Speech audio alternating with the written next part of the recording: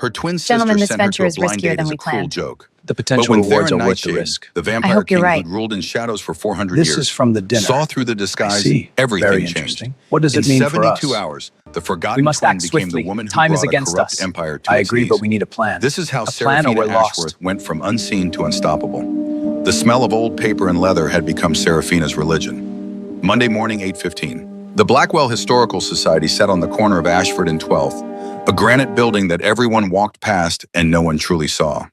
Much like Serafina herself. She turned the key in the basement archive lock. The mechanism clicked, ancient and reliable. Down here, 3 floors below street level, the temperature stayed constant at 62 degrees. Perfect for preserving documents that had survived revolutions, wars, fires. Perfect for a woman who'd learned to survive by staying cold. Serafina hung her coat on the brass hook. The fabric was gray wool, practical. Purchased on sale 3 years ago, still serviceable. She smoothed the wrinkles from her navy cardigan, checked that her hair, dark brown, straight, cut to her shoulders, was secured properly in its low ponytail. Unseen, forgettable, safe. Her workspace occupied the far corner of the conservation room. A single desk lamp cast warm light over the document waiting for her. An 18th century journal, its pages brittle as butterfly wings, its text written in a cipher she'd been decoding for 6 weeks. She pulled on cotton gloves, picked up her magnifying glass. The world narrowed to ink strokes on parchment, to the puzzle of dead languages and forgotten codes. This she understood. This made sense. People did not. The journal belonged to a merchant who traveled between Boston and London in 1773. But the text wasn't about trade goods. It was about something else, something hidden. References to blood oaths, to creatures that walk between twilight and dawn, to a covenant older than America itself. Serafina's phone buzzed. She ignored it. It buzzed again and again, 7 times in rapid succession. She knew that pattern. Only one person texted with that kind of entitlement. Celestia, her twin sister. Older by 2 minutes. A fact Celestia had leveraged for 28 years. The phone rang. The screen lit up with a photo Serafina had never chosen. Celestia at some gala, diamonds at her throat, smile sharp as glass. What? Serafina didn't inflect it as a question. Thank God, I've been trying to reach you for 20 minutes. Celestia's voice poured through the speaker, honey over steel. Are you in that horrible basement again? I'm working. Right. Your little books. Celestia made it sound like a child's hobby. Listen, I need a favor, a huge favor, actually more like saving my entire life. Serafina set down the magnifying glass, removed her gloves. She'd learned over the years that Celestia's emergencies required full attention, not because they were genuine crises, but because ignoring them made things worse. I'm listening. Okay, so, you know that exclusive dating app? The one for verified high net worth individuals? I matched with Sterling Blackwood 3 weeks ago. Total accident. I was drunk at Margot's birthday, swiping for fun. But anyway, he's been persistent. Wants to meet. Tonight. So meet him. I can't. Celestia's voice climbed an octave. Tonight is the Duke of Ashford's engagement party at the St. Regis. Do you know what kind of connections I'll make there? Sterling is venture capital. The Duke is old money. There's no comparison. Serafina waited. There was always more with Celestia. I need you to go instead. The words dropped like stones in still water. Excuse me? Go to dinner with Sterling, as me. He's never seen me in person, just my photos on the app. You're my identical twin. Put on makeup, wear the dress I'm bringing over, and he'll never know the difference. Serafina's grip tightened on the phone. No. Sarah, please, just one dinner. 2 hours maximum. The reservation is at the Crimson Room. You eat, you smile, you leave. He's pompous anyway. Talks about his portfolio constantly. You won't have to do anything but nod. Find someone else. There is no one else. You're the only person who looks exactly like me. Celestia's tone shifted, hardened. Besides, Father needs this. Blackwood Industries is considering a major real estate partnership with Ashworth Development. If I completely ghost Sterling, it could affect Father's deal. There it was, the leverage. Their father, Victor Ashworth, who'd built an empire from Boston to Manhattan, who'd raised Celestia as the heir apparent and Serafina as the spare. The disappointing one. The one who'd chosen books over business, solitude over society. I'm hanging up now. The Historical Society's funding comes up for renewal next month. Celestia's voice went silk soft, dangerous.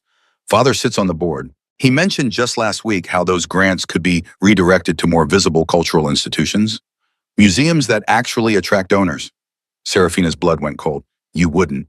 I don't want to, but if you don't do this one tiny thing for me, I'll have to tell Father that you refused to help the family when we needed you.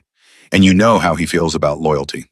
The basement archive suddenly felt smaller, colder. All these documents, all this history, all this meaning, it could disappear with one signature on a budget form. What time? Serafina heard herself say. 8 o'clock.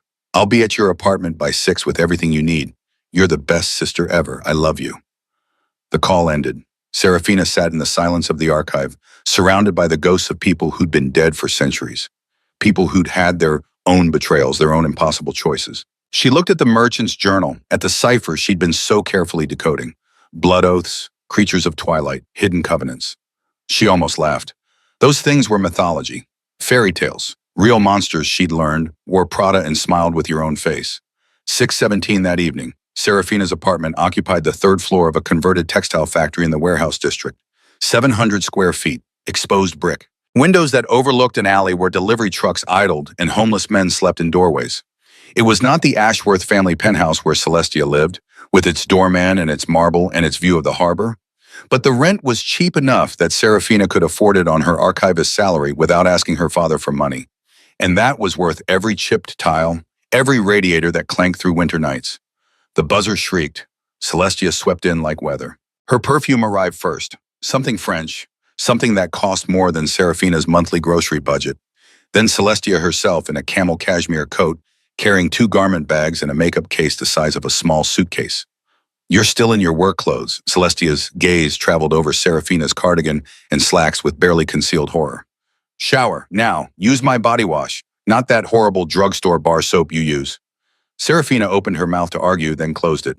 The faster she complied, the faster this ended. 20 minutes later, she emerged from the bathroom in a cloud of Celestia's expensive steam. Her sister had laid out the dress on the bed. Sapphire silk. Strapless. The kind of garment that cost what Serafina earned in a month. Put it on. The silk slithered over her skin like cool water.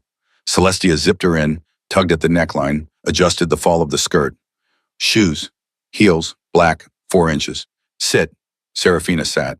Celestia opened the makeup case and went to work with the efficiency of a general preparing troops for battle. Foundation. Contour. Something smoky around the eyes. Lipstick the color of dried roses. There, Celestia stepped back, assessing. Now you look like me. Serafina looked in the mirror. A stranger looked back. They had the same face, yes. The same dark hair, the same storm gray eyes, the same bone structure, inherited from their mother, who died when they were 17. But Celestia wore this face like armor, like a weapon. Serafina wore it like a mask she couldn't wait to remove. The reservation is at 8. The Crimson Room, corner of Ashford and 5th. Sterling will be waiting at the table. His profile says he's 6'1", blonde, probably wearing something navy. Just be me, confident, bored, like you're doing him a favor by showing up. What if he asks questions I can't answer? He won't. Men like Sterling only want to talk about themselves. Celestia checked her watch. I have to go. The Duke's party starts in 40 minutes. You're an angel for doing this. She kissed the air beside Serafina's cheek, careful not to smudge the makeup. Then she was gone, a whirlwind of cashmere and ambition. Serafina stood alone in her tiny apartment, wearing her sister's skin. The woman in the mirror looked confident, powerful, the kind of woman who belonged in places like the Crimson Room. But underneath the silk and makeup, Serafina's heart hammered against her ribs like something caged. The Crimson Room occupied the ground floor of a pre-war building that had once been a speakeasy. Brass fixtures, dark wood, lighting designed to make everyone look mysterious and wealthy. Serafina gave the host Celestia's name. The man's expression shifted instantly. Recognition, deference. Of course, Miss Ashworth. Your party is waiting in the main dining room. Your party. Not your companion. Not your date. Your party. The first cold finger of dread touched the base of Serafina's spine. She followed the host through the restaurant. Heads turned as she passed. The dress did its work, commanding attention the way Serafina herself never had. They rounded a corner, and Serafina's stomach dropped. Not a table for 2, a round table. Set for 15. 14 men in expensive suits, already drinking, already loud, filled the chairs. At the head sat a man who could only be Sterling Blackwood. Blonde, polished, smiling with too many teeth. Cameras. She saw them now. Phones propped up on the table, red recording lights glowing like eyes. Gentlemen, The host's voice cut through the noise. Your guest of honor has arrived. Sterling stood, raised his glass. Celestia Ashworth? Finally, we've been waiting. The men erupted in cheers, whistles. The sound crashed over Serafina like a wave. Every instinct screamed run. But they were all looking at her now, and the host was pulling out a chair. And if she ran, it would be on camera. Celestia's face, running. The Ashworth name, fleeing. Father's business deals. The Historical Society's funding. Serafina sat. Sterling remained standing. He picked up a piece of paper from the table. Laminated. She could see text printed on it. Formatted like a menu. Oh, God. Gentlemen and lady, Sterling's voice carried, meant to be heard by the entire restaurant. Tonight we have a very special tasting menu, prepared exclusively for Miss Celestia Ashworth. The men laughed. One of them pounded the table. First course, Sterling read from the fake menu. Appetizer, the Celestia Ashworth origin story, also known as How Daddy's Money Bought Credentials. I checked, gentlemen. Her art gallery, funded entirely by Victor Ashworth. Her degree from Sotheby's, paid for. Her entire existence, purchased. The laughter grew louder. Serafina's hands gripped the edge of the table. Her knuckles went white. This was a roast, a public humiliation, and every second was being recorded. Main course? Sterling was enjoying himself now. The Ice Queen Complex. Tell me, Celestia, how many men have you looked through like they're beneath you?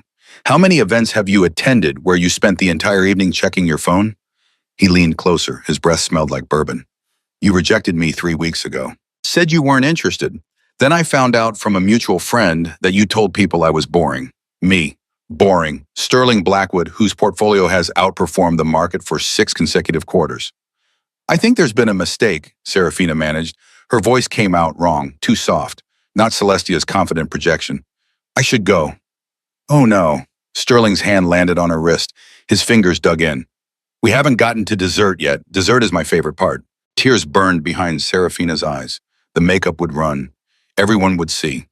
The restaurant had gone quiet. Other diners were watching now. Phones everywhere, recording, broadcasting, spreading. Dessert, the great reveal. Because here's what I learned, Celestia. Underneath all that polish, all that breeding, all that Ashworth money, you're completely empty. You're beautiful wrapping paper around nothing. And tonight, everyone gets to see it. One of the men at the table raised his glass. To empty paper. The others echoed it. To empty paper. Serafina tried to stand. Sterling's grip tightened, forcing her back down. Let go of me. Her voice shook. Or what? Sterling leaned close enough that she could see the cruelty in his eyes. You'll call Daddy? You'll threaten me with your family name? I'm not afraid of Victor Ashworth, and I'm definitely not afraid of his empty little princess. A tear escaped. Tracked down her cheek, carrying foundation and humiliation with it. This was going viral. Right now, millions of people would see this, would see her, would see Celestia's face, crying, trapped, powerless. The Historical Society would see. Her father would see. Sterling opened his mouth to say something else, and the temperature in the room dropped 20 degrees in 3 seconds. The lights flickered. Once. Twice. Conversations at other tables died mid-sentence. The air pressure changed. Serafina felt it in her ears, in her chest, like standing at the edge of a cliff before a storm. Every instinct she had, the ones buried under years of being overlooked, being safe, being small, screamed a single word. Predator. Sterling's hand fell away from her wrist. The noise from his table stopped. 15 drunk, confident men went silent as prey animals in the tall grass. A figure stepped out of the shadows near the private alcove at the back of the restaurant. Not stepped.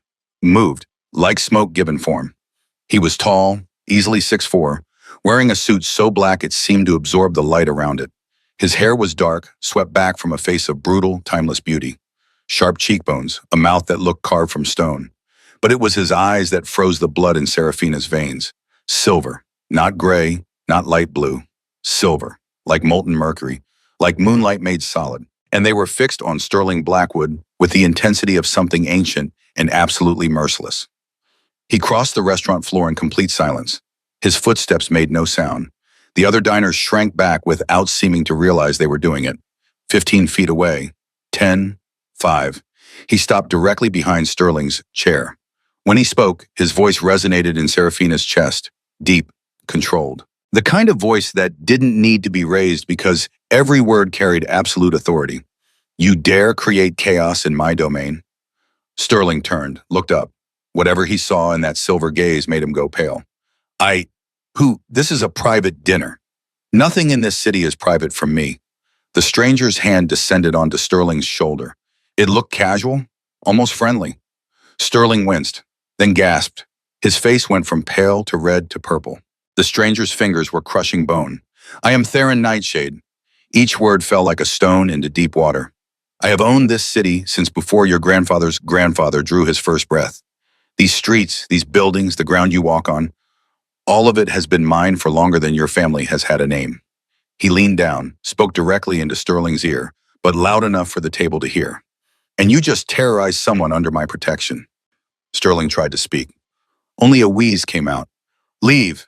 Theron's voice dropped to something that wasn't quite human, something that resonated with frequencies that made Serafina's teeth ache. Take your little friends, walk out of this restaurant, out of this city, and pray that I never see your face again. He released Sterling's shoulder. The man stumbled to his feet, cradling his arm. His friends scrambled up, chairs scraping, drinks spilling. They ran. 14 grown men in $1,000 suits fled like children from a nightmare. Sterling looked back once from the doorway. His gaze found Serafina, full of impotent rage and humiliation. Then he was gone. The restaurant remained frozen. Every diner, every waiter, perfectly still. Theron Nightshade turned to Serafina. Up close, he was devastating. Not handsome in any conventional sense. Too harsh, too otherworldly, but compelling in a way that made it impossible to look away. You're safe now. His voice gentled, became almost human. Can you stand? Serafina tried. Her legs refused to cooperate. The world tilted. Strong arms caught her before she hit the floor. She was lifted, weightless, held against a chest that felt like marble covered in silk. I've got you. She should have been afraid. This stranger, this man with impossible eyes and a voice that commanded terror from others. But all she felt was safe. Her vision blurred. The restaurant spun. Voices rose and fell like waves, then darkness took her, and she knew nothing at all. Consciousness returned in pieces. First, silence, deep and absolute. Then temperature, cool air on her skin, soft fabric beneath her. Then scent. Old books, leather, something faintly metallic, like copper. Serafina opened her eyes. A ceiling stretched above her, painted with a fresco of a night sky. Constellations picked out in real gold leaf, glimmering in lamplight. She sat up too quickly. Her head swam. The room steadied, came into focus. She was in a bedroom. Gothic arches, heavy curtains of burgundy velvet, furniture that looked like it belonged in a museum. A four-poster bed carved from dark wood, draped in linen so fine they felt like water. She was still wearing Celestia's sapphire dress, but her shoes were gone. Her feet were bare. You're awake, thank goodness. An elderly woman appeared in the doorway. She had steel gray hair pulled into a neat bun and kind eyes behind wire-rimmed glasses. She wore a simple black dress and sensible shoes. I'm Mrs. Everhart. Master Nightshade asked me to watch over you. How do you feel? Where am I? Nightfall Manor. You fainted at the restaurant. Master Nightshade brought you here for safety. Serafina's mind struggled to process this. The man, Theron, is he? He's downstairs. He asked me to let him know when you woke. But first, dear, you should know, there's been some trouble. Mrs. Everhart picked up a tablet from the dresser, turned it so Serafina could see the screen. A video played, shaky vertical footage, clearly filmed on a phone. Serafina watched herself sit at that table, watched Sterling read from his cruel menu, watched herself try to leave, try to escape, watched the tears fall. The caption read, Karma comes for Ice Queen Celestia Ashworth. The view count made Serafina's stomach clench. 6 million. Oh God. I'm sorry, dear, it spread very quickly. There are reporters outside the gates. They're asking for a statement from Celestia Ashworth. Serafina's hands shook. My job. The Historical Society? They'll see this. They'll think, why would the Historical Society care about Celestia Ashworth's personal life? The question hung in the air. Mrs. Everhart's expression shifted. Understanding dawned. You're not Celestia, are you? It wasn't a question. Serafina shook her head. Her throat closed around words. What's your name, dear? Serafina. I'm her twin sister. She asked me to go instead. She had another event. I didn't know it would be. I thought it was just dinner. The tears came then. Real ones. Not the careful, painful ones from the restaurant. These were the tears of someone who'd spent 28 years being overlooked, being the spare. And now 6 million people had watched her humiliation, thinking it belonged to someone else. Mrs. Everhart sat on the edge of the bed, produced a handkerchief from her pocket, said nothing, just waited while Serafina cried. When the storm passed, the old woman spoke gently. Master Nightshade needs to speak with you. There are things you need to know. Can you manage it, or would you like to rest first? Serafina wiped her eyes. The makeup came away in dark smudges on the white handkerchief. I can manage. Brave girl, Mrs. Everhart patted her hand. I'll fetch him. There's a robe in the wardrobe if you'd like to change. And dear, whatever he tells you tonight, remember that he saved you when he didn't have to. That means something. She left, closing the door softly behind her. Serafina sat in the enormous bed in the Gothic bedroom in a place called Nightfall Manor. 6 million views. Her life, mistaken for her sister's. Her humiliation, viral. And a man with silver eyes who'd appeared from shadows to save her. What had she stumbled into? The door opened again. Theron Nightshade entered, and the room felt instantly smaller. His presence filled spaces the way light did, the way gravity did. He'd removed his jacket. His white shirt was unbuttoned at the collar, revealing skin so pale it looked like marble. His sleeves were rolled to his elbows, exposing forearms roped with lean muscle. He stopped several feet from the bed, gave her space. Serafina, he said her name like he'd known it all along. We need to talk. How did you know that I'm not Celestia? I can smell the difference. He said it matter-of-factly. Your blood doesn't carry lies the way hers does. Blood, that metallic scent in the air, coming from him. What are you? The question escaped before she could stop it. I think you already know. She did. Somehow she did. All those documents in the archive. All those coded references to creatures that walk between twilight and dawn. Vampire. He inclined his head. Among other things. Her heart should have been racing. She should have been terrified. Instead, she felt oddly calm, like puzzle pieces clicking into place. Why did you save me? Because you were being hurt. Because those men deserved to feel fear. He paused. And because I was watching that table all evening. Why? Theron moved to the window, looked out at the darkness beyond. Your father, Victor Ashworth. 35 years ago, he was the accountant for the old families. The vampire bloodlines that have existed in this city since it was founded. We trusted him with our secrets, our sanctuary locations, the names of our bloodlines. He turned back to face her. His eyes caught the lamplight, turned it to liquid silver. He sold us. Serafina's blood went cold. What? The Brotherhood, vampire hunters, ancient, fanatical, and very well funded. Victor gave them everything. Maps to our safe houses, schedules of when we gathered, weaknesses specific to each bloodline. His voice remained controlled, but something underneath it vibrated with centuries of rage. They came on a winter night, burned 17 vampires alive in their sanctuaries, killed them while they slept. That's not, my father wouldn't. Your father took the blood money and built Ashworth Development. Every building in his empire was funded by the deaths of my people. Theron's jaw tightened. By the deaths of my parents. The room spun. Serafina gripped the edge of the bed. I was at the council chambers that night. I felt them die through the bloodline bond. By the time I reached the sanctuary, there was nothing left but ash and silver stakes. He closed his eyes, opened them. I've spent 35 years hunting Victor Ashworth, waiting for the right moment to destroy him the way he destroyed my family. Is that why I'm here? Serafina's voice came out steady, despite everything. Am I revenge? You were supposed to be. Theron crossed the room, stopped at the foot of the bed.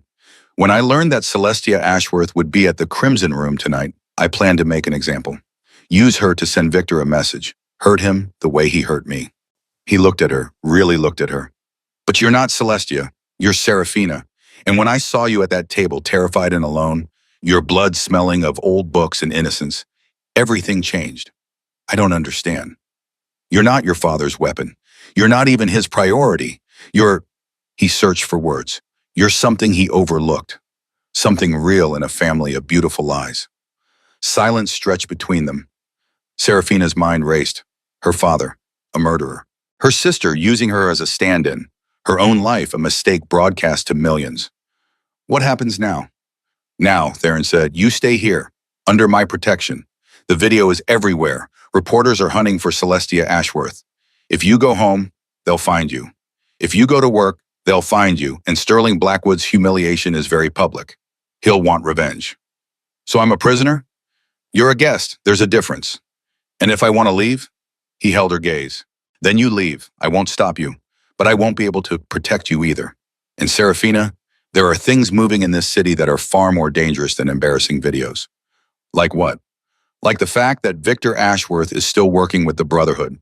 Like the fact that your sister sent you to that restaurant, to that specific man, for a reason I'm still uncovering. He moved closer. Like the fact that I've lived for 400 years, and in all that time, I've never felt the pull I felt when I saw you tonight. The air between them charged with something Serafina couldn't name. What kind of pull? Theron's expression shifted, became vulnerable in a way that looked painful on that ancient, powerful face. The kind that makes me reconsider revenge. The kind that makes me want to keep you safe more than I want to hurt your father. The kind that terrifies me because I stopped letting myself feel things like this 3 centuries ago. Serafina's breath caught. He straightened. The vulnerability shuddered behind a stone. It's late. You should rest. Mrs. Everhart will bring you clothes in the morning. You can explore the manor freely, except the West Wing. That's private. If you need anything, pull the bell cord by the bed. He turned to leave. Theron. He stopped, looked back. Why are you really doing this? For a long moment, he said nothing.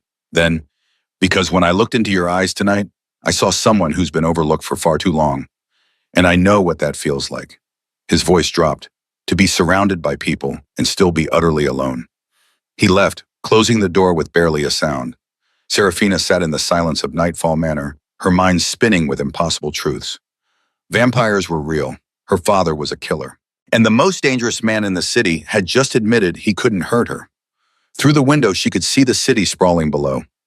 Lights like fallen stars, millions of people living their ordinary lives. She thought of the archive, of the merchant's journal with its coded references to blood oaths and twilight creatures. She'd spent her life decoding the past. Now she was living in it, and somehow, impossibly, she felt more real than she had in 28 years. Morning came to Nightfall Manor in shades of silver and pearl. Serafina woke to silence so complete it felt like being wrapped in velvet. No traffic sounds, no neighbor's television bleeding through thin walls, no radiator clanking its morning protest, just silence, and the faint smell of old books. She sat up, remembered where she was, the Gothic bedroom, the vampire's house, her father's crimes, 6 million people watching her sister's face cry. A soft knock at the door. Miss Serafina, I've brought breakfast and some clothes. Mrs. Everhart's voice, gentle and grandmotherly. The old woman entered with a tray. Toast, perfectly golden. Eggs, still steaming. Tea in a porcelain cup so fine Serafina could see light through it. She set it on the bedside table, then laid garments across the chair. These belonged to Master Nightshade's mother. I've kept them preserved all these years. I think they'll fit you. Serafina touched the fabric. Soft wool trousers in deep charcoal, a cream silk blouse, a cashmere cardigan the color of winter sky. They're beautiful. She had excellent taste, and she was about your size. Mrs. Everhart smiled. Master Nightshade is in the library. He asked if you'd join him when you're ready. No rush, dear. Take your time. When the door closed, Serafina ate slowly. The food was simple but perfect.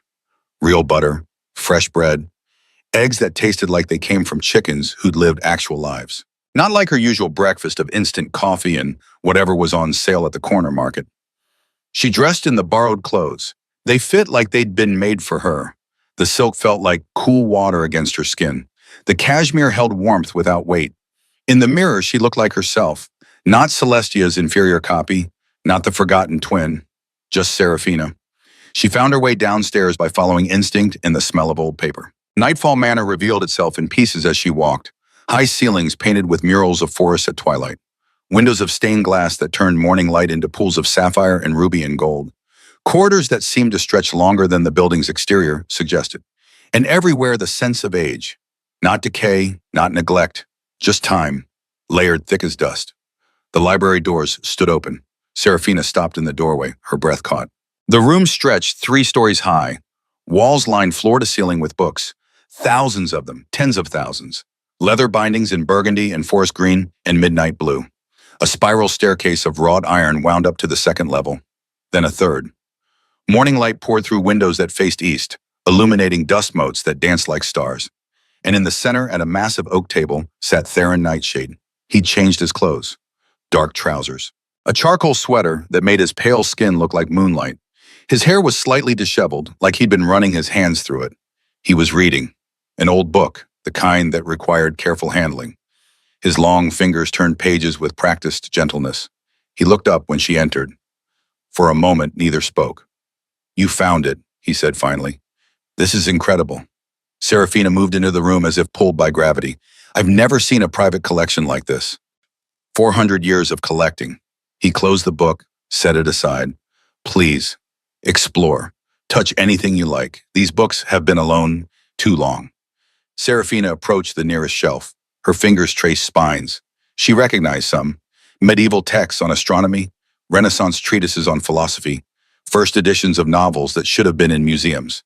"This is a Gutenberg Bible." Her voice came out reverent. "There are only 49 known copies in existence."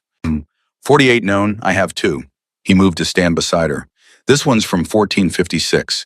The other is upstairs in the climate-controlled vault." She pulled out a volume at random, opened it. The text was in a language she didn't immediately recognize.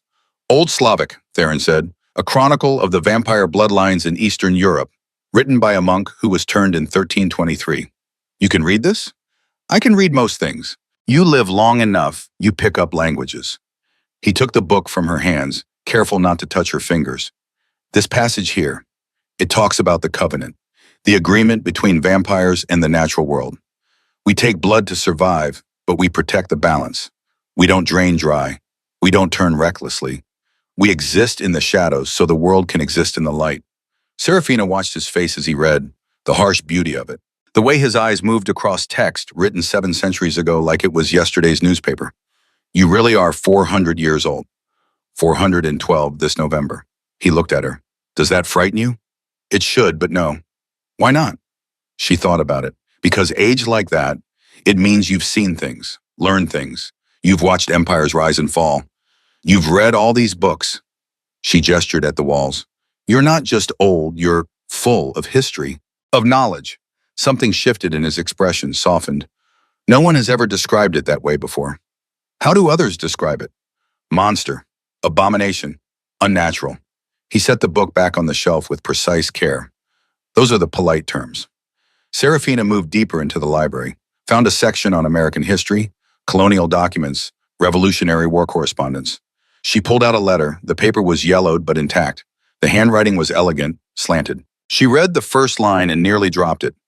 "This is from Benjamin Franklin. We played chess together. He was terrible at it, but refused to concede defeat." Theron's mouth curved, almost a smile. "Brilliant man, absolutely stubborn." "You knew Benjamin Franklin." "I knew a lot of people. Most of them are dust now." The almost smile faded. "That's the cost of this life. Everyone you care about dies, unless you turn them. And turning them means cursing them to watch everyone they love die. It's an endless loop of loss." The weight in his voice made Serafina's chest ache. "Is that why you're alone?" "Alone is safer. Alone doesn't hurt when it ends." She wanted to argue, wanted to tell him that alone was its own kind of death. But she'd lived 28 years being in the shadows, being overlooked. She knew exactly what he meant. They stood in the silence of the library, surrounded by the voices of the dead.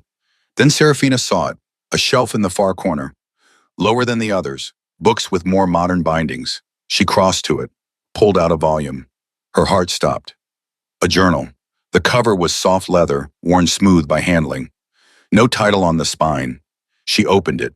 The handwriting inside was familiar. She'd seen it 1,000 times, in birthday cards, in notes left on the kitchen counter. In the diary she'd kept locked in her desk drawer after her mother died.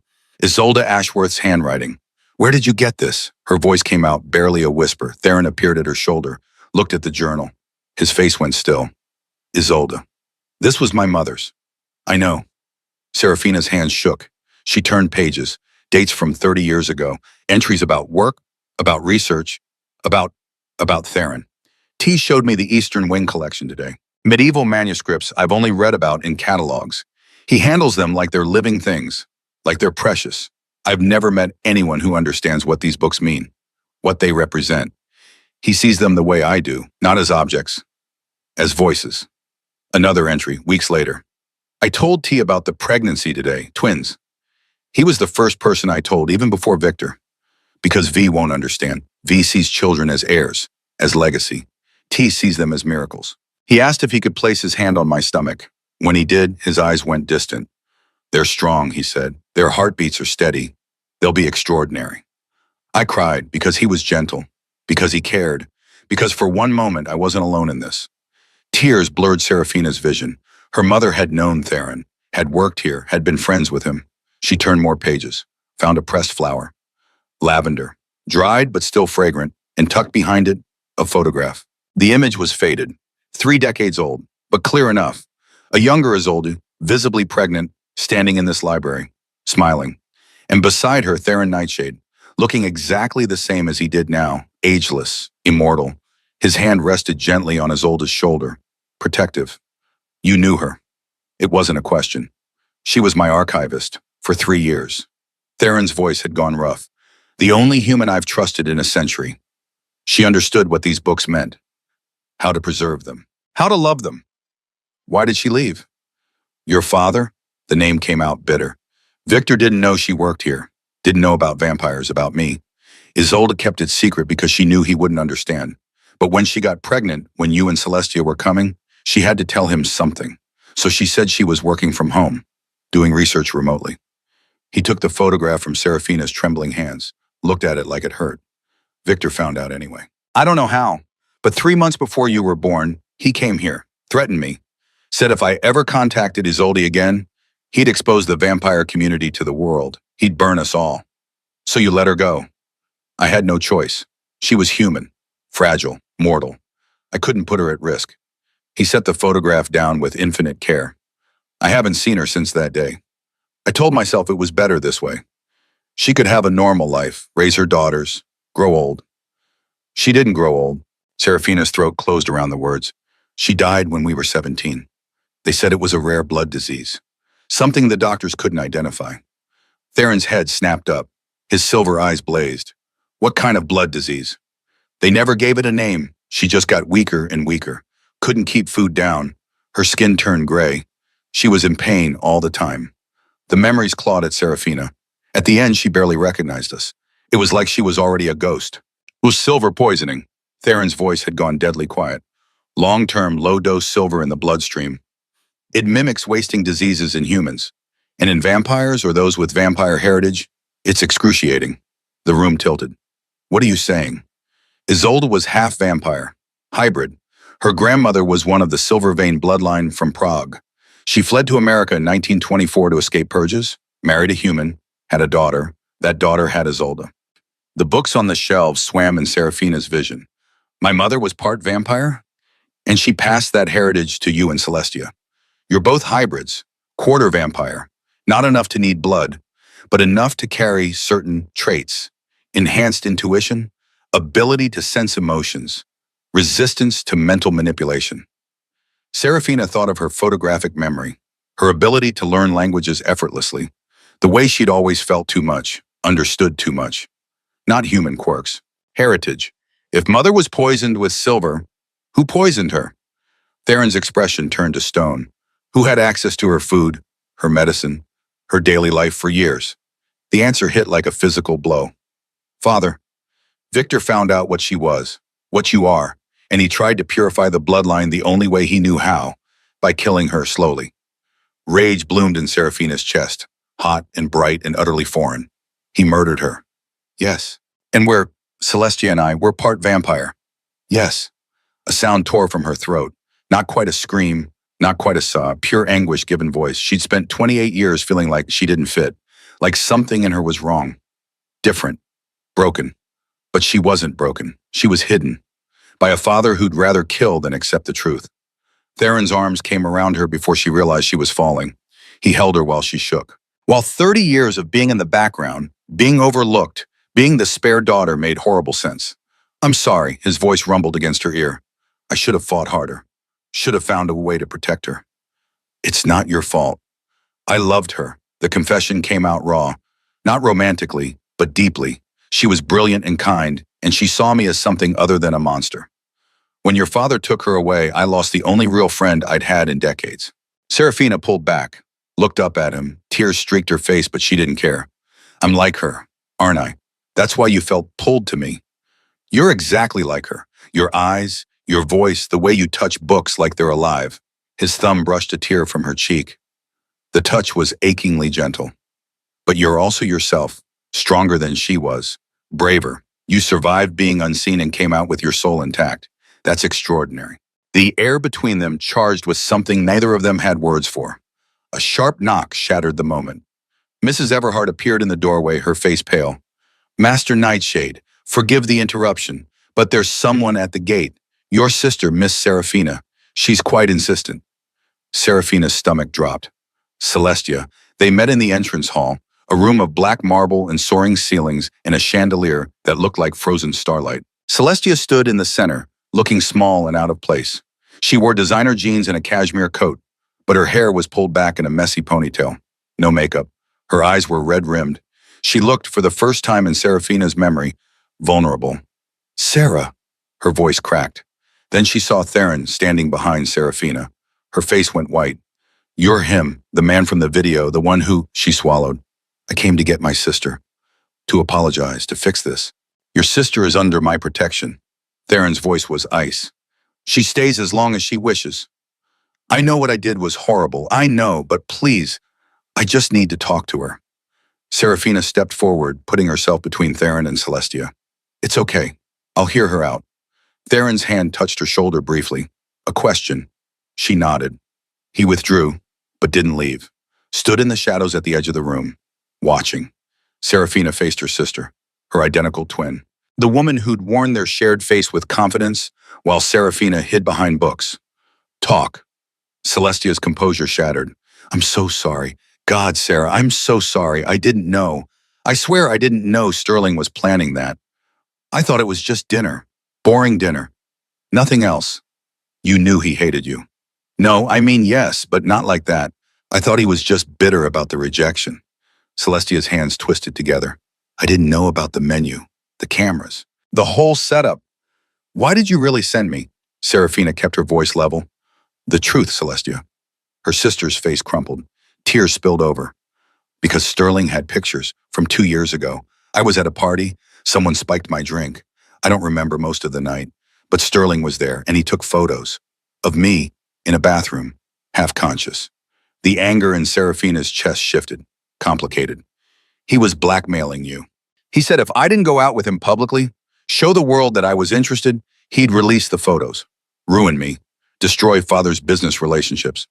Celestia wiped her eyes. I panicked. I couldn't go. The Duke's party was too important. So I thought if I sent you, Sterling wouldn't know the difference. He'd think he got his date. I could buy time to figure out how to get the photos back. You used me as a shield. Yes, and I hate myself for it. Celestia took a shaky breath. But Sarah, you have to understand, I've been terrified for months. Sterling is connected, powerful. Father does business with his family. I couldn't tell anyone, couldn't ask for help.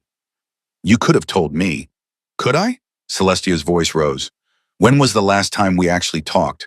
When did we stop being sisters and start being strangers who share DNA? The question hung between them. Seraphina thought back. Years of Celestia at Gallus while she was at the archive. Years of separate lives, separate worlds. Years of Celestia getting their father's attention while Seraphina got his indifference. When had the rift started? When had they stopped being we and become I and you? I don't remember, Seraphina admitted.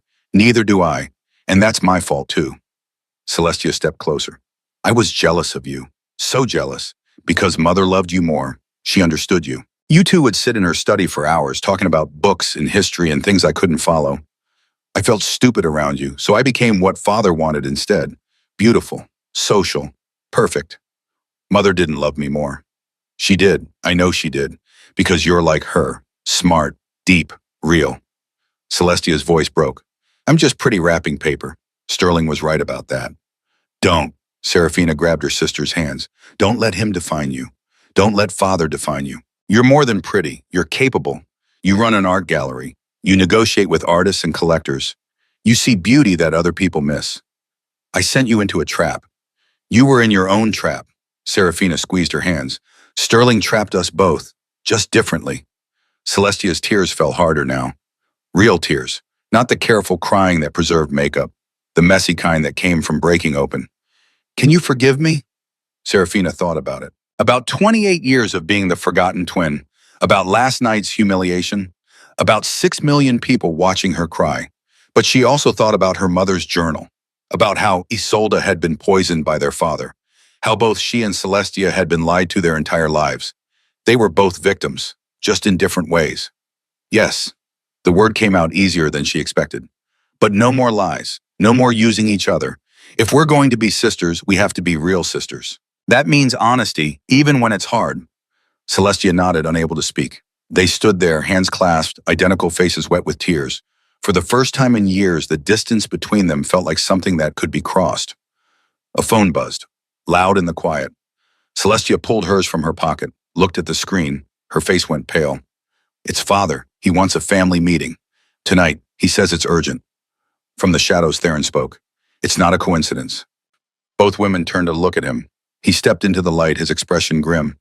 Someone reported to the Covenant Council that I'm harboring a human in Nightfall Manor. It's a violation of the oldest laws. The council has summoned me to answer for it. When? Serafina asked. Tonight, sunset. His silver eyes found hers. They'll demand I either erase your memory or face punishment. And if they discover you're hybrid, things become more complicated. How complicated? Hybrids are rare, valuable. The council will want to claim you, test you, determine if you're a threat or an asset. He moved closer. Your father doesn't know what you are, but if the Brotherhood has been watching, if they've tracked Isolde's bloodline, they might, and they'll want you dead. Celestia made a sound of distress. What do we do? Theron looked at Serafina, only at her. We go to the council. We face them, and we prove that you're not just hybrid. You're Silvervein, vampire royalty, which means they can't touch you without declaring war on a bloodline that predates this continent. How do we prove it? The Crimson Veil, ancient fire that reveals true nature. If you walk through it and survive, your heritage will be undeniable. And if I don't survive, then I burn with you. He said it like a vow, because I will not lose another Silvervein to fear and hatred.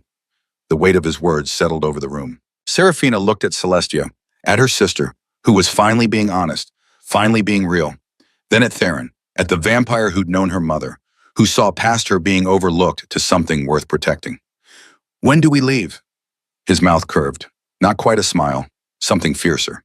At dusk, the council chambers are underground. We walk into the dark together, Serafina, and we emerge as something they've never seen before. What's that? Unafraid. The sun set over the city in shades of blood and copper. Serafina stood in the bedroom that had been Theron's mother's, dressed in clothes that felt like armor. Black trousers, a silk shirt the color of midnight, a long coat of soft leather that fell to her knees. Mrs. Everhart had braided her hair into a crown around her head, had given her a necklace, a single moonstone on a silver chain. It was hers, the old woman said quietly, the original Silvervein matriarch. She wore it when she faced down a king. Now you wear it to face down a council. Serafina touched the stone. It was warm despite being silver, like it held its own heartbeat. Celestia appeared in the doorway. She changed too. Simple black dress, hair pulled back, no jewelry. I'm coming with you. Celestia, no. Yes, her sister's voice was steel. You're my twin, my blood. If you're walking into danger, I'm walking beside you. Theron materialized behind her. He'd changed into formal attire, a suit of such deep black it looked like it was cut from night itself. His hair was pulled back, revealing the brutal beauty of his face. He looked like what he was, ancient, powerful, deadly. The council won't like an audience. I don't care what they like. Celestia lifted her chin. Serafina isn't facing this alone. Theron studied her, then nodded once.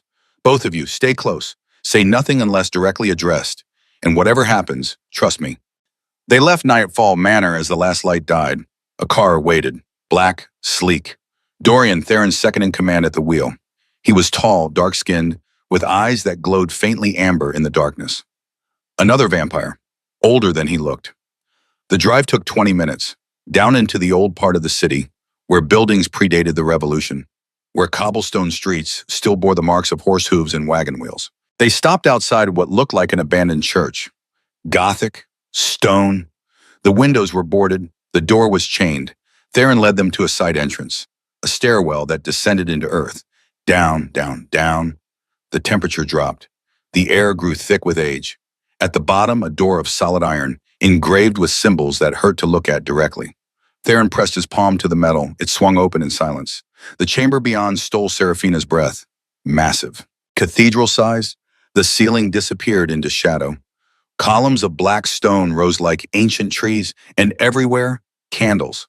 Thousands of them, their light reflecting off walls that seemed to be carved from a single piece of obsidian. 9 thrones sat in a semicircle at the chamber's heart. 8 were occupied. Vampires. Old beyond imagining. Their eyes glowed in the candlelight. Crimson, gold, silver, green. In the center throne sat a woman who made the others look young. She was small, delicate, with white blonde hair and skin like porcelain, but her eyes were ancient. They held the weight of 1,000 years and more. Lady Morgrave, her voice filled the chamber, resonating in bones and blood. Theron Nightshade, you have violated the covenant. You have brought a human into your sanctuary. You have endangered us all. Theron bowed, shallow, respectful but not subservient. I have brought Seraphina Ashworth, and she is no threat to anyone here. Because she is human. Weak, mortal, fragile. Morgrave's gaze shifted to Seraphina, pinned her like a butterfly to cork. You carry the stench of fear, child. You do not belong in our world. Seraphina's heart hammered, but she met those ancient eyes, didn't look away. I belong where I choose to belong. The chamber went silent. One of the council members hissed. Another laughed. Morgrave tilted her head. Bold words for one who could be dust in seconds. Then make me dust. Seraphina stepped forward, away from Theron's protection. But first, tell me, what would you call someone who carries vampire blood? Who survives silver poisoning in her mother's womb? Who can sense emotions, learn languages overnight, remember every word she's ever read? The council members exchanged glances. Morgrave rose from her throne, descended the steps, stopped 3 feet from Seraphina. What are you claiming? I'm claiming that I'm not human. I'm hybrid. My mother was Isolde, granddaughter of the Silver Vein matriarch who fled Prague in 1924, which makes me quarter vampire, which means your laws about humans don't apply to me. Morgrave's eyes narrowed. Anyone can claim bloodline. Proof requires. The crimson veil, I know. Seraphina's voice didn't shake. I'll walk through it. Right now, and we'll all see what I am. Murmurs rippled through the council. Morgrave smiled. It was not kind. Very well. If you survive, we acknowledge your heritage. If you burn, we scatter your ashes and erase this incident from memory. She gestured. The floor in the center of the chamber split open. Fire rose from the gap. But not orange fire, not red, crimson, deep as heart's blood. And it didn't burn upward. It hung in the air like a curtain, vertical, impossible. The crimson veil. Seraphina could feel the heat from 20 feet away. Could smell something burning that had no name. Theron's hand caught her arm. You don't have to do this. Yes, I do. She looked at him, at this man who'd saved her, who'd known her mother, who saw her when no one else did. Because I'm tired of being afraid. I'm tired of being overlooked. Whatever I am, I'm claiming it. She walked toward the fire. Celestia cried out behind her. Theron said something sharp in a language Seraphina didn't know, but she didn't stop. 10 feet from the veil. 5. 3. The heat was immense. She felt her skin tighten, felt her heart race. One more step. She reached out, touched the fire. It didn't burn, it sang. A sound like crystal bells, like distant music, like her mother's voice singing lullabies. Seraphina stepped through. The world turned silver. Every nerve in her body lit up. Not with pain, with recognition, like coming home after a lifetime of wandering. The fire showed her truths. Her mother, young, smiling, standing in Theron's library with her hand on her pregnant belly. Her grandmother, a woman with steel in her eyes and moonstone at her throat, fleeing burning buildings in Prague, choosing survival over pride. Her great-grandmother, the original Silver Vein matriarch, standing before a king and refusing to kneel. All of them, all of their strength, all of their survival, all of their defiance, in her blood, in her bones, in the marrow of who she was. The fire burned away fear, burned away doubt, burned away the lie that she was somehow less than whole. When she emerged on the other side of the veil, she was glowing. Silver light poured from her skin, her eyes, her hair. The entire council chamber was on its feet. Morgrave stared, mouth open. Silver Vein pureblood. Her voice was barely a whisper. Impossible, the line was broken. The matriarch died without turning her daughter. She didn't need to turn her. Theron's voice rang with triumph and something like awe.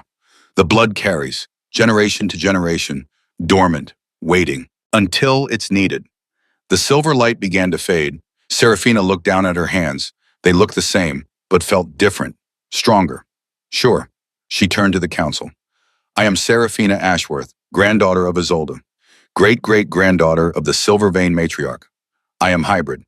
I am heir, and I am here by right of blood and heritage. Do you acknowledge me? Morgrave recovered first. She sank into a deep bow. We acknowledge you, Silver Vein heir. We welcome you to the Covenant. The other council members followed, 8 ancient vampires bowing to a 28-year-old woman who thought she was nothing. Seraphina looked past them, found Theron's eyes. He was smiling, truly smiling, pride and wonder written across his face. Celestia was crying, happy tears this time, and in Seraphina's chest something shifted, settled, became unshakable. She was not unseen, she was not less. She was exactly what she was meant to be. The chamber erupted in voices. Questions, demands to know more about Isolde's line, about how the heritage had survived. Morgrave raised a hand. Silence fell. There are implications to this revelation, political, historical. She looked at Seraphina with new respect. Your father, Victor Ashworth, does he know what you are? No. He should remain ignorant, for now. Morgrave's expression hardened. We have intelligence that the Brotherhood is moving again. Hunting hybrids. 73 have died in the last 20 years, with 32 in just the last 5 years alone. They're accelerating, made to look like accidents, natural causes. Seraphina's blood went cold. My mother was likely one of them, and if Victor knows what you are next on the list. Theron stepped forward. Then we move first. We expose him before he can hurt anyone else. How? Morgrave demanded. The Legacy Foundation Gala. Celestia spoke up, her voice steady despite her tears. 2 days from now, Father is hosting. Everyone who matters will be there. Cameras, press. It's broadcast live to donors. Perfect. Theron's smile turned predatory. We bring the truth into the light. Show the world exactly who Victor Ashworth is, what he's done. Morgrave considered, then nodded. You have the Covenant's support. We will provide evidence, documentation, proof of the Brotherhood's crimes and Victor's involvement. She looked at Seraphina. This is your right as Silver Vein heir, to seek justice for your bloodline. Are you prepared to face him? Seraphina thought of her mother, wasting away in a hospital bed, skin gray, eyes unseeing. Thought of all the other hybrids. 73 lives ended in secret, families who'd never known the truth. Thought of herself, 28 years in the background because her father couldn't accept what she was. I'm ready. Then go. Morgrave returned to her throne. Prepare, strike hard, strike true, and show the world what happens when you underestimate a Silver Vein. They left the council chambers as they'd entered, in silence, in darkness. But Seraphina walked differently now. Head up, shoulders back, no longer trying to disappear. In the car, Celestia grabbed her hand. You were incredible. You were God, Sarah. You were terrifying and beautiful, and I've never been prouder to be your sister. Oh, Seraphina squeezed back. We do this together. No more secrets. No more lies. Together, Theron watched them from the front seat. When his eyes met Seraphina's in the rearview mirror, something passed between them. Acknowledgement. Respect. And beneath it, the ember of something that had been building since he'd caught her in the restaurant. Something neither of them had words for yet, but would, soon. The car climbed back up into the city. Into the world of humans who didn't know that vampires walked among them. Who didn't know that a war was being fought in the shadows. Who didn't know that in 2 days everything would change. Seraphina looked out at the lights, at the ordinary people living ordinary lives. She'd been one of them yesterday. Today, she was something else. And in 2 days, she would be unstoppable. 2 days to prepare for war. 2 days to transform from overlooked to unstoppable. 2 days before Victor Ashworth's empire crumbled to ash. The morning after the council trial, Seraphina woke to find Theron in the training room. The space occupied the entire east wing of Nightfall Manor. High ceilings, mirrored walls, floor of polished wood that gleamed like dark water. He moved through forms that looked like dance and death combined. Fluid, precise. 400 years of muscle memory made visible. He sensed her presence, stopped mid-movement. You're awake. I couldn't sleep. She stepped into the room. The moonstone necklace still hung at her throat. She hadn't taken it off since the Crimson Veil. Show me. Show you what? How to be what I am. How to use this. She gestured at herself, at the hybrid strength sleeping in her blood. I'm done being weak, done being afraid. If I'm going to face my father, I need to know what I'm capable of. Theron studied her, then nodded. Come here. He taught her to listen first. To close her eyes and hear what human ears missed. The heartbeat of a mouse in the walls, the whisper of wind through stone, the distant rumble of the city waking. Vampires exist in the spaces between sounds, he said. His voice came from behind her. She hadn't heard him move. We hear the silence beneath noise, the truth beneath lies. I can't. Stop trying, start feeling. She breathed, let go of effort, let her mind quiet, and there, faint but distinct, Mrs. Everhart in the kitchen 3 floors down, humming while she prepared breakfast. The rhythm of her heartbeat, steady, calm. Serafina's eyes opened. I heard her. Good, now speed. He was across the room before she could blink, then behind her, then at her side. Your hybrid blood gives you advantage over humans. You're faster, stronger. Your reflexes are sharper, but you have to trust your body to move before your mind catches up. He took her hand, placed it on his chest. His heart beat slowly, once every 6 seconds. Vampire slow. Feel that rhythm. Now feel yours. Serafina's heart hammered. Twice per second, human fast. Hybrids bridge both worlds. You can slow your heart when you need stealth, speed it when you need strength. It's a matter of will. She focused, imagined her pulse slowing, matching his. Thump, wait, thump, wait. The world shifted, colors became sharper, sounds crystallized, time stretched like taffy. There. Theron's voice was honey slow. Now move. She ran, crossed the training room in 3 strides that felt like floating. When she stopped, she was laughing. Pure joy at the discovery of capabilities she'd never known she possessed. Theron smiled, really smiled. The expression transformed his face from beautiful to devastating. Again, faster this time. They trained for hours. He taught her to sense emotions by reading micro-expressions, taught her to move through space like water, taught her that strength wasn't about force, it was about precision. Your father will try to intimidate you, Theron said as they rested. He's been doing it your whole life, making you small so he could feel large. At the gala, he'll use his voice, his presence, the weight of the Ashworth name. And what do? You remember what you are. Silvervein heir, daughter of a woman he murdered, granddaughter of a queen who faced down kings. He caught her chin, tilted her face up. You stand tall, you speak truth, and you let him see that he created his own destruction the moment he underestimated you. His thumb brushed her cheekbone. The touch sent electricity through her skin. Theron, her voice came out breathless. I need to tell you something. He didn't let go, didn't step back. These 2 days, training you, watching you become what you were meant to be, it's been... He searched for words. I've lived 400 years, seen empires rise and fall, loved and lost more times than I can count. But I've never felt this. Felt what? Like I'm finally awake after centuries of sleepwalking. The space between them compressed to nothing. When I saw you at that restaurant, he continued, voice rough, I thought you were a weapon I could use against your father. Then I learned you were as old as daughter, and I thought maybe fate was giving me a second chance to protect what I'd failed to protect before. But now I see you, not as a weapon, not as old as Echo, just you, Serafina, brilliant and brave and so achingly alive, it makes my dead heart remember what beating felt like. She reached up, touched his face. His skin was cool beneath her palm, but not cold, like marble warmed by moonlight. I was overlooked my whole life, she whispered. But you see me. You've seen me from the beginning. How could I not? You burn bright enough to light up 4 centuries of darkness. He kissed her, gentle at first, reverent, like she was something precious that might break. Then deeper, desperate, like she was air and he'd been drowning. Serafina kissed him back with everything she'd kept locked inside for 28 years. Every moment of loneliness, every hour of being an unseen, every day of wondering if she mattered. She poured it all into this, into him, into the impossible truth that a vampire king saw her worth when her own father never had. When they broke apart, both breathless, Theron rested his forehead against hers. After we destroy him, after justice is served, I want to ask you something. Ask me now. No, after, because I need you to choose me freely, not because I saved you, not because I'm protecting you, but because you want this, want us. She smiled against his mouth. I already do.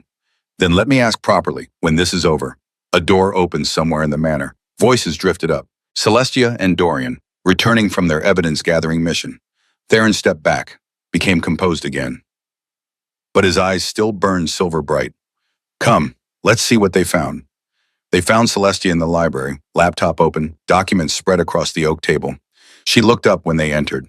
Her gaze went from Serafina to Theron and back. A knowing smile curved her mouth. Did I interrupt something? No, Serafina lied. Liar. Your lips are swollen, and Theron looks like he's been struck by lightning.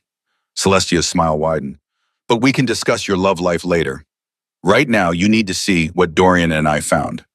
Dorian appeared behind her. The tall vampire carried a banker's box filled with files. We accessed the Ashworth Foundation's private server, he said. Miss Celestia is quite talented at social engineering. I called Father's assistant, pretended to be locked out of my email. She gave me the admin password in 30 seconds. Celestia pulled up a spreadsheet. Look at this. Serafina leaned over her shoulder. Numbers filled the screen. Donations, grants, transfers. The Ashworth Foundation for Rare Diseases. Father's charity. It's supposed to fund research, help families, provide medical care. Celestia highlighted a column. But $47 million in the last decade went to shell companies. I traced them. They don't exist. The addresses are empty lots. The names are fake. Money laundering, Theron said. Worse. Celestia clicked through more files. Look where the money actually went. A new document. Bank transfers to an organization called the Brotherhood Preservation Society. Serafina's blood went cold. The Hunters. Father's been funding them for 30 years. Every dollar donated to his charity. Every tax break he claimed for helping sick children. It all went to killing people like you. Celestia's voice shook with rage. He stood at galas, gave speeches about compassion, about helping those who suffer, and he used that money to commit murder. How many? Serafina had to know. How many people did his money kill? Dorian opened a different file. Names, dates, locations. We cross-referenced the Brotherhood's activity reports with death certificates. The pattern is clear. 73 hybrid deaths in the last 20 years can be directly linked to operations funded by Victor's donations. That we know of. The real number is likely much higher. 73 lives, 73 people who'd been different, special, erased because someone couldn't accept what they were, like her mother. We have more. Celestia opened a video file. This is from a security camera at one of the Brotherhood's meeting halls. Watch. The footage was grainy, but clear enough. A conference room, 15 people around a table, and at the head, unmistakable, sat Victor Ashworth. Audio crackled through the laptop speakers. The hybrid population is growing. Victor's voice, cold, clinical. We need to be more aggressive. Target the young ones before they manifest. Make it look natural. No one questions childhood illness. A man across the table spoke. What about your own daughters? The genetic markers are being monitored. Victor cut him off. If either shows signs of activation, I'll handle it personally. I won't let my bloodline be polluted. The video ended. Silence filled the library. Serafina's hands clenched into fists. Her nails cut into her palms. He would have killed us. Her voice came out flat, empty of emotion because the emotion was too big to let out without breaking. Me and Celestia, his own daughters. If we'd shown powers, he would have murdered us. Celestia was crying silently. We have to stop him.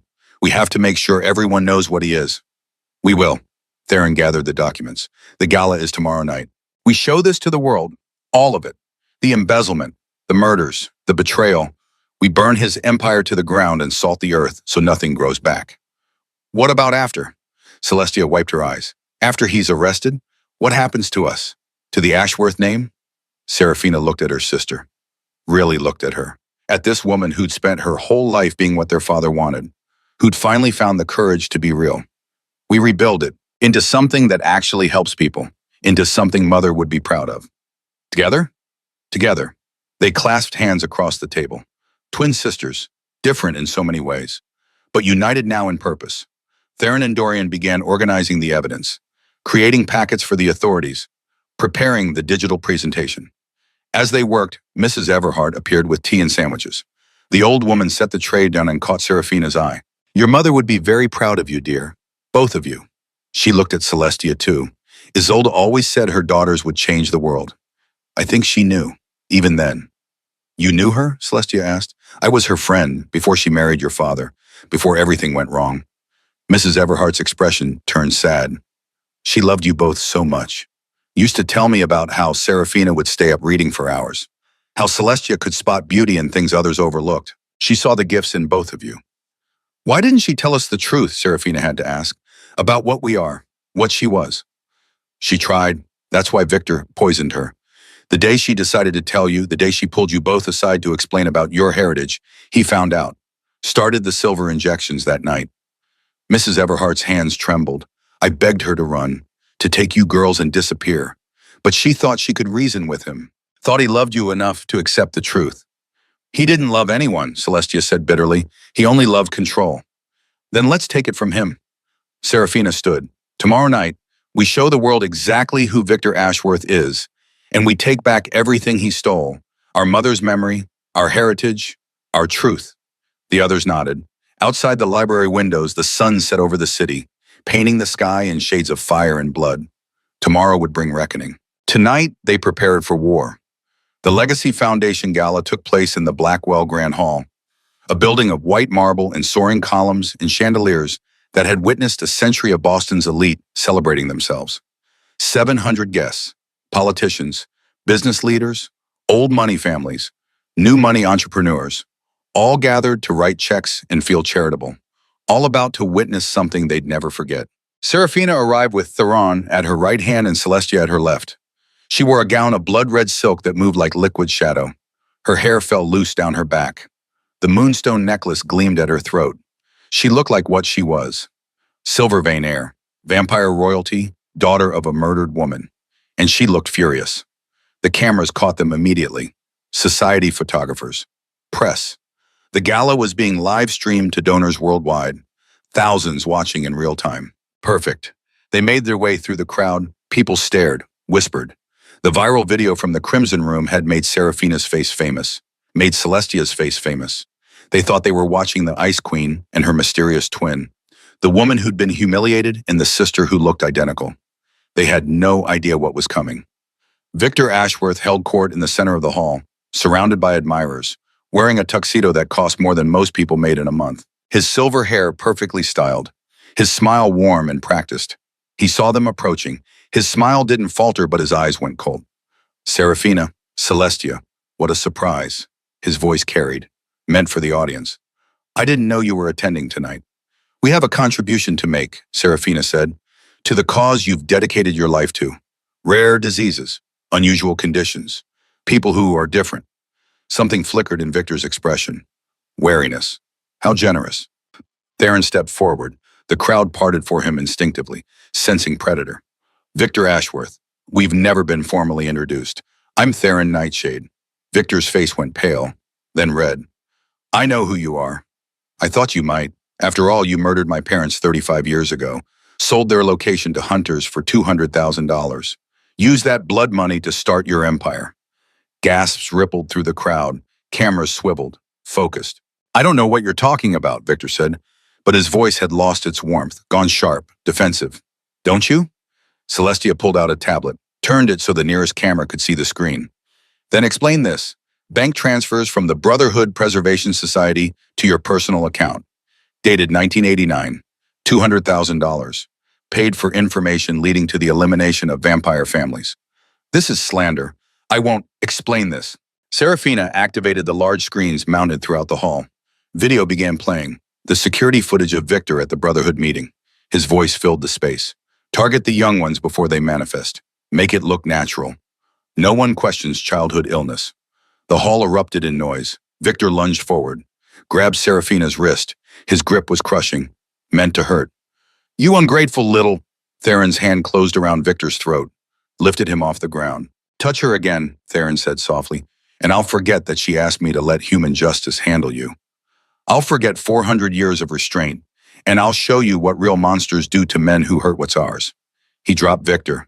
The man crumbled to the floor. Security moved in, but Dorian was faster. He appeared with a team of federal agents. Real ones. Badges. Warrants. Victor Ashworth, the lead agent said, you're under arrest for fraud, money laundering, conspiracy to commit murder, and racketeering. You have the right to remain silent.